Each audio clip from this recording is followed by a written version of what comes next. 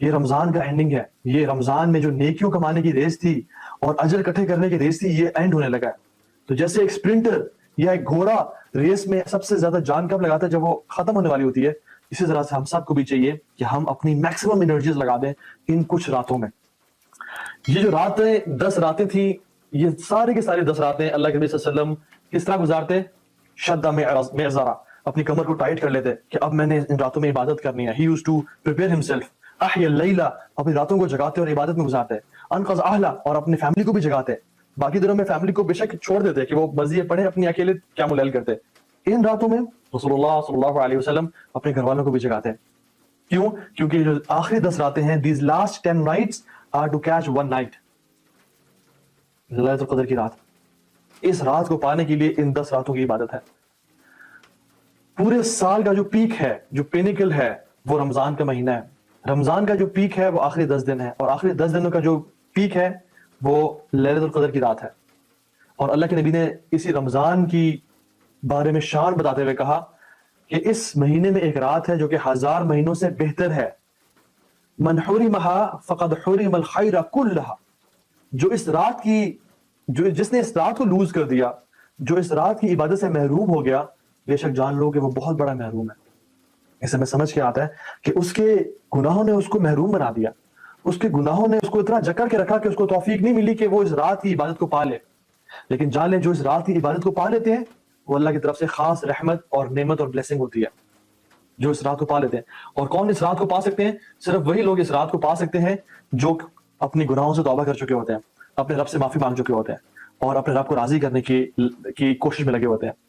ایک دیکھیں نا, ایک حدیث میں آتا ہے اللہ کے نبی صلی اللہ علیہ وسلم کو تمام امتیں دکھائی گئیں اور تمام امتوں کی عمریں دکھائی گئی, ان کی ایج دکھائی گئی. تو جب اللہ کے نبی صلی اللہ علیہ وسلم دیکھا کہ پرانی امتوں کی, بنو اسرائیل کی اور ان سے پرانی قوموں کی عمریں کتنی تھی, لمبی لمبی عمریں. نوح علیہ السلام کی 950 سال صرف دعوت کی عمر تھی, کہ he is giving da'wah for 950 years. تو اللہ کے نبی صلی اللہ علیہ وسلم حیران ہو گئے اور ان کو دکھ ہوا اور ان کو تھوڑی سی پریشانی ہوئی کہ میری امت کی عمریں اتنی کم کیوں ہیں, کیونکہ حدیث میں کیا آتا ہے, میری امت کی جو ایوریج ایج ہوگی وہ 60 ایئرز to 70 ایئرز کے بیچ میں ہوگی. تو اللہ سبحانہ وتعالیٰ نے ان کے اس غم کو دور کرنے کے لیے ہمیں یہ گفٹ دے دیا کہ تم ایک رات میں جتنی عبادت کرو, یہ پورے لائف سپین 83.3 ایئرز کے برابر ہی بلکہ اس سے بھی افضل ہے. یہ ایز اے گفٹ امت محمدیہ کو یہ رات اللہ تعالیٰ نے دی. اسی طرح سے ایک روایت میں آتا ہے کہ اس کی جگہ سے صحت میں کچھ وہ ہے کلام ہے کہ صحابی فرماتے ہیں کہ بلکہ مفسر فرماتے ہیں جب انہوں نے قرآن کی تفسیر میں لکھا, کہتے ہیں کہ اللہ سبحانہ و تعالیٰ نے جو سورہ کوثر نازل کی وہ اللہ کے نبی صلی اللہ علیہ وسلم کو ایز اے گفٹ دی, ایز ان کو تحفہ عطا کیا. انا اعطیناک الکوثر, ہم نے آپ کو کوثر, حوض کوثر عطا کیا. فصلی لربک وانحر ان شانک هو الابتر, تو ہم نے ایز اے گفٹ اللہ کے نبی صلی اللہ علیہ وسلم کو انہوں نے عطا کی. تو اللہ کے نبی صلی اللہ علیہ وسلم کو although خوشی تو بہت ہوئی, لیکن ان کے دل میں یہ بھی تھا کہ میری امت کو بھی کچھ ملے, میری امت کو بھی کچھ نصیب ہو اور ان کو بھی اللہ تعالیٰ کچھ گفٹ دیں. تو اللہ سبحانہ تعالیٰ نے اس کے بعد سورۃ القدر نازل کر دی کہ ہم آپ کی امت کو کیا گفٹ دے رہے ہیں, ایسی رات دیں گے جو ان کے 83.3 ایئرز کی عبادت سے بہت بہتر ہوگی, وہ 1000 مہینوں کی عبادت سے بھی بہتر رات ہے وہ. اللہ اکبر. یہ اللہ کے نبی صلی اللہ علیہ وسلم کا حریص علیکم بالمؤمنین رؤوف رحیم, ہمارے لیے کتنا پریشان ہوتے تھے, ہمارے لیے کتنا وہ حریص تھے کہ کسی طرح سے ان کو زیادہ کچھ مل جائے. امتی امتی, یہ ان کا ایٹیٹیوڈ تھا. تو اللہ کے نبی صلی اللہ علیہ وسلم کی جو پریشانی تھی, اللہ سبحانہ تعالیٰ نے اس پریشانی کو بھی دور کر دیا, ان کی امت کو یہ تحفہ دے کے کہ تمہیں یہ میں قدر کی رات دے رہا ہوں جو کہ بہت امیزنگ رات ہے. قرآن اسی رات میں نازل ہوا.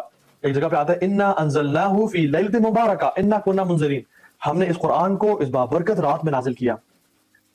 اور اس میں اور کیا ہوتا ہے, تنزل الملائکۃ والروح فیہا باذن ربہم من کل امر, اس میں صرف ملائکہ نہیں آتے بلکہ روح الامین جبریل علیہ السلام بھی اس رات میں نازل ہوتے ہیں. ابو ہریرہ رضی اللہ تعالی عنہ فرماتے ہیں کہ اللہ کے نبی صلی اللہ علیہ وسلم فرمایا کہ اس رات میں اتنے فرشتے نازل ہوتے ہیں جتنے اس دنیا میں راکس ہیں اور پتھر ہیں, ان سے بھی زیادہ فرشتے اس دنیا میں نازل ہوتے ہیں اس ایک رات میں. آپ امیجن کر لیں کہ اس دنیا میں کتنے راکس اور پتھر ہیں, کنکریاں دیکھ لیں, چھوٹے پتھر, بڑے پتھر, موٹے کتنے ہیں, اللہ اکبر, we cannot count it. فرشتے اتنے آتے ہیں, حتیٰ کہ کوئی بھی انسان اللہ تعالیٰ کی عبادت کر رہا ہوتا ہے, فرشتے اس کو گھیر لیتے ہیں اور گھیرتے گھیرتے پورے آسمان تک اس کو بھر دیتے ہیں اور سلامتی کا پیغام پہنچا رہے ہوتے ہیں. جنت میں بھی فرشتے آ کے کیا کریں گے, سلام علیکم طبتم فادخلوها خالدین, تم پہ سلامتی ہو, ہمیشہ ہمیشہ کی جنتوں میں رہو. اس رات میں بھی فرشتے آتے ہیں اور سلامتی بھیجتے ہیں اور ہر انسان کو بس پیس سکون سکینت نازل کر رہے ہوتے ہیں. اور امام الملائکہ جبریل علیہ السلام بھی اس رات میں نازل ہوتے ہیں اور مسلمانوں کو سلام پیش کرتے ہیں. سبحان اللہ, کتنی شرف بات ہے. وہ جبریل جو رسول اللہ صلی اللہ علیہ وسلم پہ وحی لے کے آیا کرتے تھے, وہ جبریل جنہوں نے حضرت خدیجہ کی وہ شان اور مرتبہ تھا کہ ان کے بارے میں کہا کہ یا رسول اللہ صلی اللہ علیہ وسلم, اللہ تعالیٰ خدیجہ کو سلام دے دیں اور میرا جبریل کا بھی خدیجہ کو سلام دے دیں. اور ہماری امت محمدیہ کتنی بابرکت امت ہے کہ جبریل علیہ السلام ہمارے پاس بھی آتے ہیں اللہ تعالیٰ کا پیغام اور سلامتی لے کے. Isn't it amazing? And subhanallah, how beautiful it will be کہ جبریل علیہ السلام ہمارے گھر میں داخل ہوئیں اور ہمارے پہ سلامتی بھیجیں, ہم پہ پیس اور سلامتی کا حکم دیں اور ہر مسلمان کے گھر مل جائیں اور ہر شخص کے پاس جائیں. کتنی امیزنگ بات ہے کہ وہ اینجل جس کے 600 پر ہیں, ایک پر مشرق اور مغرب کو بھر دیتا ہے, ان کے پروں سے روبیز اور جوز گرتے ہیں اور افضل الملائکہ, لیکن وہ بھی ہم جیسے گناہگاروں کے گھر میں آئے اس رات کی عبادت کی وجہ سے. یاد رکھیں, جو شخص اس رات میں عبادت کرے گا, قرآن میں, نماز میں, دعا میں, ذکر اذکار میں, صدقہ خیرات میں رات گزارے گا, یہ ملائکہ اسی کے پاس سلامتی لے کے آئیں گے. تو اللہ کے رسول فرمایا کہ اس رات کو کیا کرو, تم 29ویں 27ویں یا 25ویں رات میں ڈھونڈو. یہ ہوتا ہے لڑائی جھگڑے کے نقصانات. جو لوگ رمضان کی راتوں میں عبادات تو کر رہے ہیں, روزہ تو رکھ رہے ہیں, لیکن آپس میں جھگڑے ہیں, خاندانوں میں جھگڑے ہیں, اس کا فائدہ نہیں ہوگا. پھر اپنے جھگڑوں کو ختم کریں. And it takes a man to ask forgiveness. اللہ کی رضا کے لیے, اس لیے نہیں کہ لوگ مجھے ایکسپٹ کریں, لوگ مجھے محبت کریں, نہیں, اللہ کی رضا کے لیے لوگوں کو معاف کر دیں اور ان جھگڑوں کو ختم کر دیں. ہم ایک لیول اور اوپر جاتے ہیں, اللہ اکبر. 5th لیول, ذل بن حبیش رضی اللہ تعالی عنہ, بلکہ یہ تابعی ہیں رحمہ اللہ. عبداللہ ابن مسعود کے پاس آئے, ان کے ساتھ ابی بن کعب بیٹھے ہوئے تھے. تو کہا کہ عبداللہ بن مسعود سے کہ آپ مجھے بتائیں کہ اللہ کے نبی صلی اللہ علیہ وسلم نے کون سی رات کے بارے میں فرمایا کہ وہ لیلۃ القدر کی رات ہے. تو عبداللہ بن مسعود رضی اللہ تعالیٰ عنہ کہتے ہیں کہ اگر تم سارا سال تہجد پڑھو تو تم ڈیفینیٹلی اس رات کو پالو گے. تو ذل بن حبیش مڑے ابی بن کعب کی طرف اور کہا کہ دیکھتے ہیں آپ کا ما قال لی صاحبک, تمہارا آپ کا جو ساتھی ہے کیا کہہ رہے ہیں, مجھے پھنسا رہے ہیں.